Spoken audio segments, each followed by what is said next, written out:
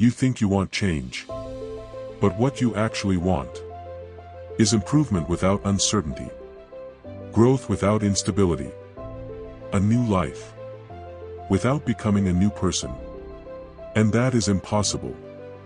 Because change is not just behavioral.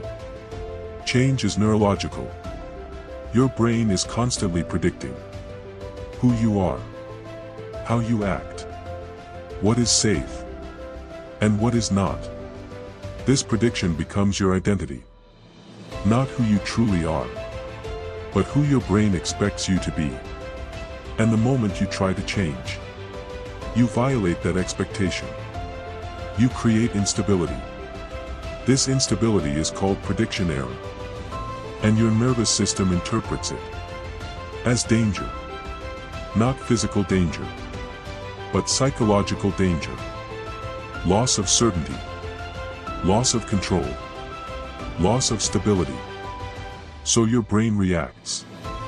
It generates resistance, doubt, fatigue, procrastination. Not because you are incapable, but because you are unfamiliar. Familiar patterns are efficient. They require less energy, less computation, less uncertainty. Even when they are limiting, your brain prefers a painful certainty over an unfamiliar possibility, because certainty feels like survival. This is why change feels uncomfortable. Because you are not just changing behavior. You are changing identity. And identity is the brain's foundation of safety. But here is what most people misunderstand. Is discomfort really the problem? Or is avoidance the real problem? Discomfort is temporary. Avoidance makes it permanent.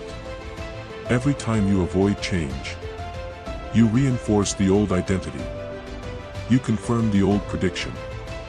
You teach your brain, this is who I am.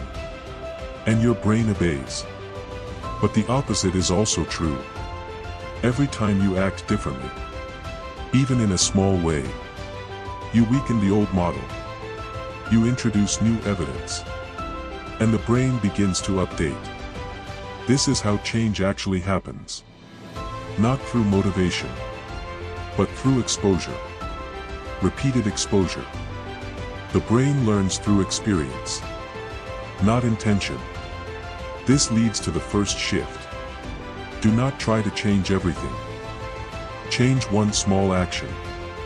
Something your nervous system can tolerate. Not something impressive. Something possible. Because the goal is not performance. The goal is adaptation.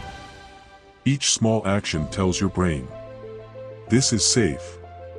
And safety reduces resistance. The second shift. Stop waiting to feel ready. Will you ever feel ready?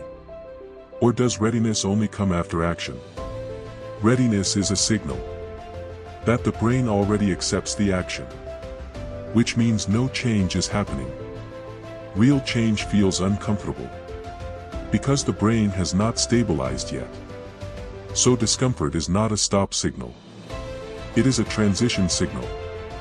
The third shift. Repeat before the brain can retreat. Consistency stabilizes identity.